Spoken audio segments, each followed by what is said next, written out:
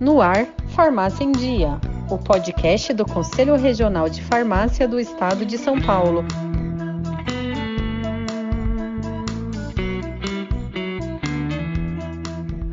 Olá, bem-vindos ao nosso podcast Farmácia em Dia do CRF São Paulo.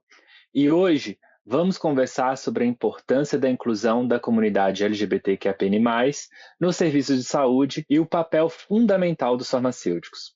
Eu sou Gustavo Guerra, farmacêutico, coordenador do Grupo Técnico de Trabalho de Diversidade LGBTQIAPN+, e estou aqui com o... Oi, meu nome é Mário, também sou farmacêutico, especialista em farmácia clínica e membro do Grupo Técnico da Diversidade LGBTQIAPN+.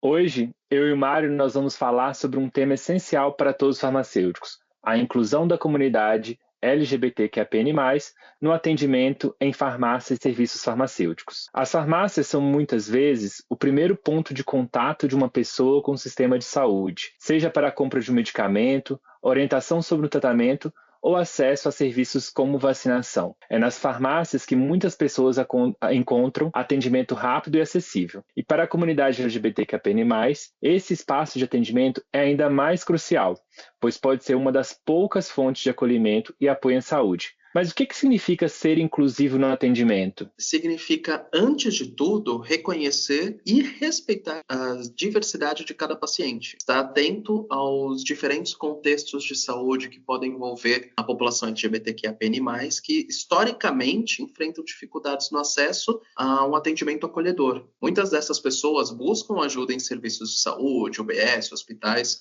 por receio de serem discriminadas e de não terem suas especificidades atendidas. É nesse ponto que o papel do farmacêutico se torna crucial. Como muitas vezes você disse, a farmácia é o primeiro lugar que as pessoas vão. E o farmacêutico é um profissional da saúde que a população tem o mais fácil acesso. Então, muitas das vezes, cabe a nós, farmacêuticos, fazer essa avaliação e orientação correta para o paciente. A inclusão no atendimento começa com pequenas atitudes. Respeitar o nome e o pronome da pessoa se identifica, garantir um ambiente livre de julgamentos e estar preparado para abordar questões de saúde que podem ser específicas dessa população.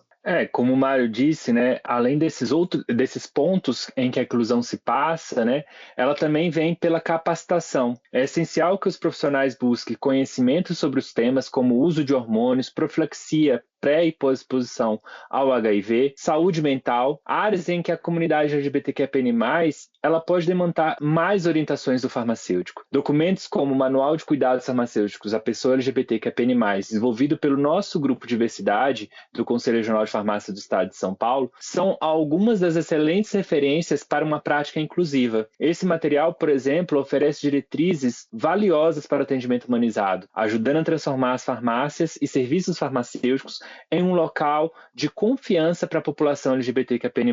Isso, Gustavo. E a saúde é um direito de todos. O respeito à diversidade deve ser um compromisso constante. Como farmacêuticos, eu, você e quem está ouvindo a gente pode contribuir para que o primeiro ponto de contato com o sistema de saúde seja acolhedor e respeitoso, garantindo que cada pessoa que acesse o serviço farmacêutico saia com mais que um medicamento, né? Saia com a certeza de que foi ouvido e respeitado. E falando sobre isso, Mário, o objetivo desse nosso episódio do podcast é justamente fornecer informações técnicas e científicas sobre as particularidades da saúde da comunidade LGBTQIAPN+, e mostrar como nós farmacêuticos podemos oferecer um atendimento mais humanizado, inclusivo e eficaz. E falando sobre isso, Mário, na sua visão, quais são os aspectos da saúde da comunidade LGBTQIAPN+?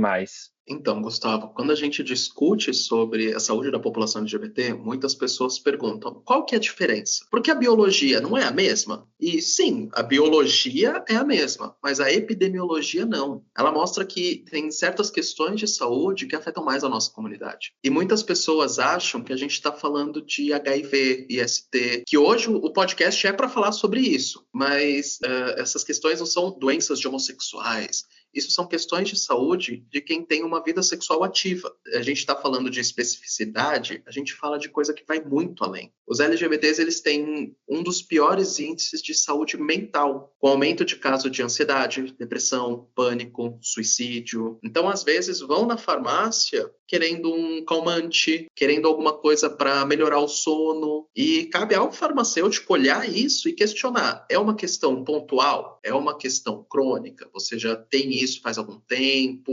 Você está fazendo terapia? Será que não é um caso que é interessante encaminhar para um psiquiatra? Além disso, tem a questão da hormonização de pessoas trans. Homens trans usando testosterona têm uma maior resistência à insulina. E o farmacêutico pode fazer esse papel de acompanhamento e rastreio. Mulheres trans têm uma maior incidência de problemas cardiovasculares por questão da hormonização, principalmente quando ela não faz uso dos medicamentos corretos. É importante ressaltar que existe um protocolo de hormonização para pessoas trans. Tem uma colega farmacêutica nossa, Alicia Krieger, que ela fez um estudo sobre como mulheres trans conseguem esses hormônios. Poucas delas passam por endocrinologista. A maioria consegue os hormônios direto das farmácias. E muitas delas não usam o medicamento que é o mais adequado. Geralmente elas pegam o que é mais barato. Às vezes compra em grande quantidade para distribuir para ela, para as amigas. Nesse ponto, o farmacêutico é extremamente importante para fazer essa orientação adequada, realmente. Qual que é o hormônio mais adequado? Será que você não tem que passar com o endocrinologista?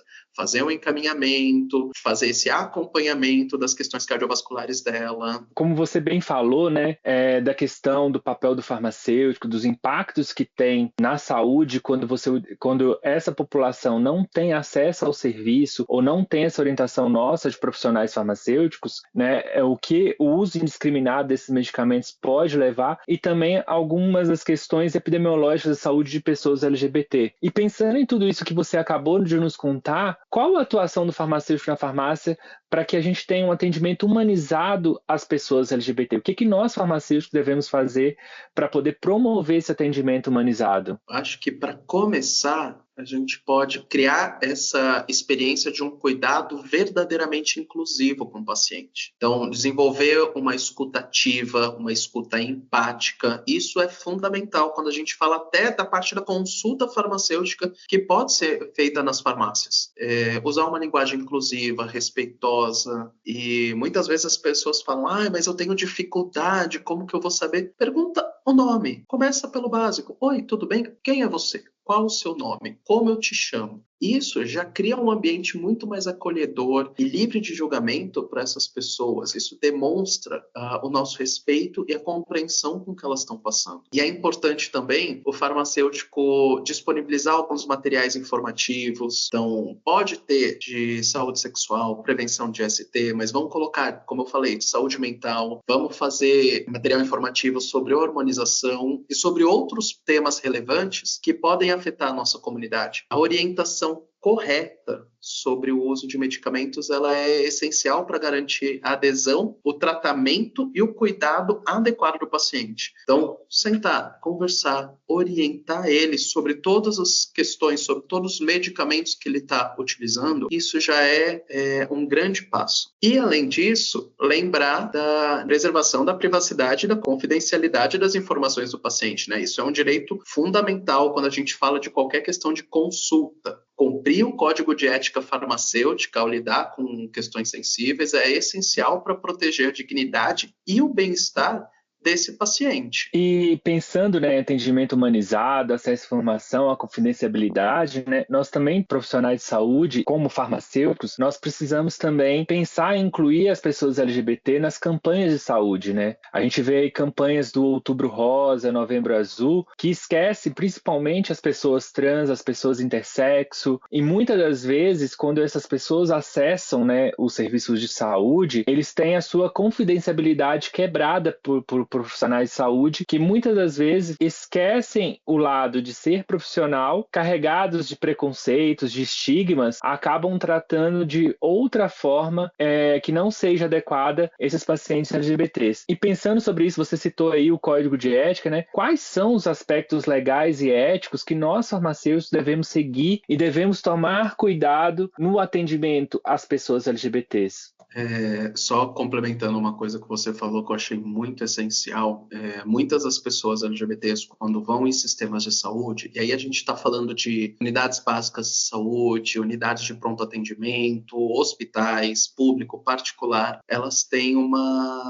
muitas delas sofrem preconceito quanto a tudo isso, elas sofrem represálias, e às vezes não é nem do médico que a gente está falando, às vezes a gente está falando do pessoal que fica na recepção, a gente está falando do pessoal que faz o acolhimento, a gente está falando do pessoal que faz a segurança. Muitas pessoas da nossa comunidade, elas não vão em unidades de saúde por conta do medo desse preconceito que elas podem passar. E aí elas vão exatamente no que a gente estava falando, na farmácia, conversar com o farmacêutico, o profissional linha de frente, que é quem está mais de fácil acesso para elas. E quando a gente fala dos aspectos éticos, legais, a gente tem que lembrar, por exemplo, do Código de Ética Farmacêutico, né? A gente tem alguns pontos no nosso Código de Ética que falam em questão ao respeito à dignidade humana, à justiça social, aos direitos humanos, e isso tudo são diretrizes que guiam não só o atendimento farmacêutico, mas a nossa vida profissional. Independente se você está atendendo ou não, você é um farmacêutico, e isso acaba guiando a nossa carreira. E o respeito à diversidade e a não discriminação é um valor que todos nós precisamos praticar diariamente. E além do Código de Ética, a gente tem a legislação brasileira mesmo, que protege o direito da comunidade LGBT, e o cumprimento dessas leis é uma responsabilidade de todos os profissionais de saúde. Conhecer, seguir essas normas é essencial para oferecer um atendimento ético, um atendimento inclusive quando a gente fala em redes sociais também. Então, lembrar disso, o meu perfil profissional, redes sociais, levar isso em consideração, código de ética farmacêutico, eu estou atendendo um paciente, levar isso em consideração. Eu acho que a gente tem que lembrar sempre dessas questões para guiar as nossas vidas. É isso, Mário. E como você bem citou aí o Código de Ética Farmacêutico, né, a gente tem, através da Resolução 724 de 2022, né, o artigo 2º, o artigo 3º, o artigo 13º, inciso 1º, e o 17º, inciso 37, que tratam muito bem sobre a questão da discriminação, do respeito, né, por questões de gênero, de raça. O Conselho Regional de Farmácia, ele segue estritamente a questão dos direitos humanos, né? E tratar a corporidade com respeito, né? Qualquer pessoa, seja pela sua orientação sexual ou sua identidade de gênero, é um dever do farmacêutico. E a gente tem que seguir isso, né? Para trazer justiça social às pessoas, né? E trazer dignidade a essas pessoas que nos procuram nos nossos serviços, né? Como profissionais de saúde, a gente tem que ter esse respeito e seguir também todas as outras legislações.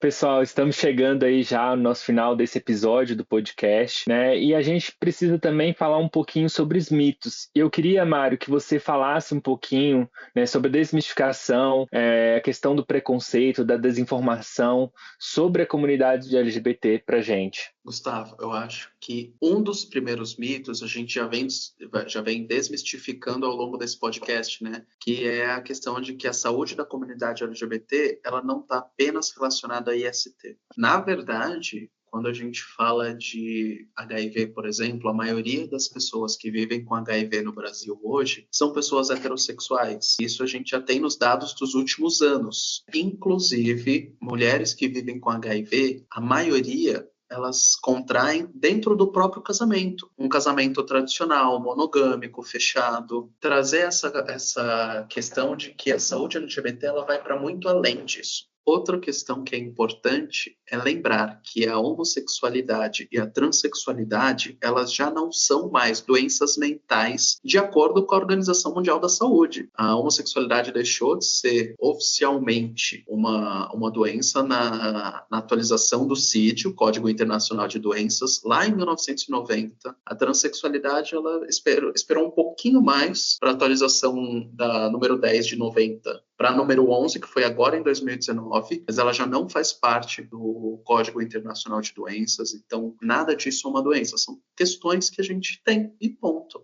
E um outro mito que é legal da gente desmistificar é a questão de que LGBTs não podem engravidar. Na verdade, podem, né? Quando a gente olha, por exemplo, 2 mulheres lésbicas, elas podem querer engravidar, fazer inseminação artificial. Então, muitas vezes não é nem questionado sobre isso para elas. Você tem vontade de engravidar?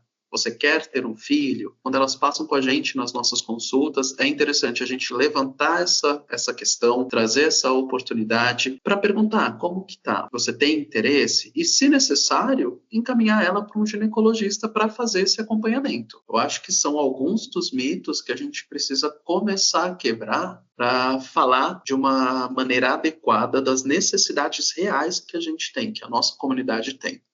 E pensando também na comunidade LGBT, né, algum dos mitos, né, homens trans também podem engravidar, né, uma vez que tem ali ovários, produzem óvulos e o canal vaginal ainda continua presente, então eles também podem engravidar, eles também precisam de um atendimento ginecológico, assim como mulheres trans possuem próstata e necessitam fazer a prevenção para o câncer de próstata, né? Então, é mais do que necessário, a gente falou ao longo do podcast, né, da questão de inserir a população LGBT nos programas de prevenção e combate, né, no mês Outubro Rosa, Novembro Azul. Temos a questão da saúde mental, então precisamos incluir as pessoas LGBT nas campanhas de Setembro Amarelo, entre outras campanhas ao longo do ano.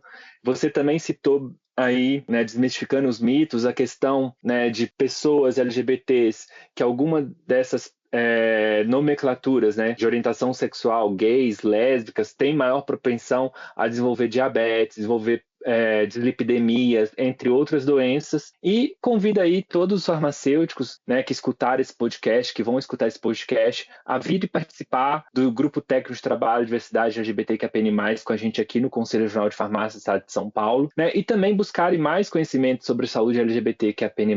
Nós, farmacêuticos, profissionais de saúde, precisamos estar cada vez mais capacitados e orientados para poder prestar um atendimento mais humanizado, um atendimento mais acolhedor às pessoas LGBTs. Então procurem cursos, eventos sobre diversidade, equidade, inclusão, ampliem suas práticas profissionais e também convido aí a compartilhar esse episódio do podcast com outros colegas farmacêuticos, profissionais de saúde e vamos juntos fazer a diferença no atendimento à saúde. E aí, Mário, estamos chegando já ao final do nosso podcast, né? Gostaria que você despedisse aí do pessoal, fizesse sua despedida. Queria agradecer pela oportunidade. Ainda hoje, a gente tem poucos espaços de discussão sobre saúde da população LGBT. Então, ter o podcast do Conselho Regional de Farmácia, trazendo espaço para essa discussão, eu acho que é primordial. Queria agradecer pela oportunidade e, como você disse, convidar as pessoas a participarem dos workshops, dos eventos que o Conselho faz sobre o tema, para a gente poder discutir mais e oferecer uma consulta adequada, um atendimento adequado para a nossa comunidade. Obrigado. Então, pessoal, obrigado por nos acompanhar até aqui. Fiquem ligados nos próximos temas do Farmácia em Dia, o podcast do Conselho Regional de Farmácia. Espero que esse conteúdo inspire você a criar um ambiente mais acolhedor e inclusivo para todos. Um abraço, até mais. Tchau, tchau.